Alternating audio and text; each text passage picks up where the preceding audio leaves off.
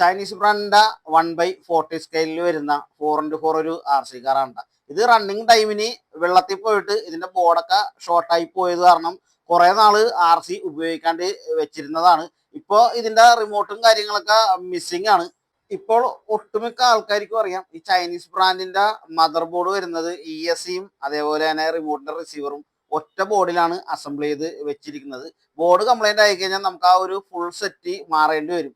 അങ്ങനെ മാറ്റിയാൽ മാത്രമേ വണ്ടി പഴയ കണ്ടീഷനിൽ നമുക്ക് റൺ ചെയ്ത് എടുക്കാൻ പറ്റുള്ളൂ. അപ്പൊ ഈ ഒരു RC ഇപ്പോൾ ചെയ്യാൻ വേണ്ടി പോണത് ഇത് പ്രൊഫഷണൽ ഹോബി ഗ്രേഡ് RCയിലായിട്ട് അപ്ഗ്രേഡ് ചെയ്ത് എടുക്കാൻ വേണ്ടി പോണാണ്. ഈ ഒരു RC കാർ ഹോബിയിലായിട്ട് അപ്ഗ്രേഡ് ചെയ്യാൻ വേണ്ടി ആവശ്യമായ ഇലക്ട്രോണിക് ഐറ്റംസ് നിങ്ങളെയാണ് പരിചയപ്പെടുത്തി തരാം.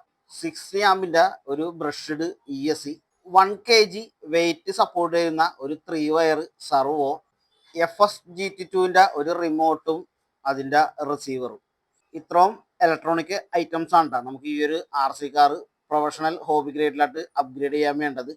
നമ്മുടെ ആദ്യത്തെ വർക്ക് എന്ന് വെച്ചാൽ ഈ ഒരു മോട്ടർ വണ്ടിയിൽ നിർത്തിക്കൊണ്ട് ഈ ഒരു ESC അതേപോലെ തന്നെ ഈ ഒരു 5 വയർ സർവോ ഇതൊക്കെ നമുക്ക് ആവശ്യമില്ല ഈ ഒരു RC കാറിൽ. അതൊക്കെ നമുക്ക് ആദ്യം ഒന്ന് അഴിച്ചു മാറ്റാം.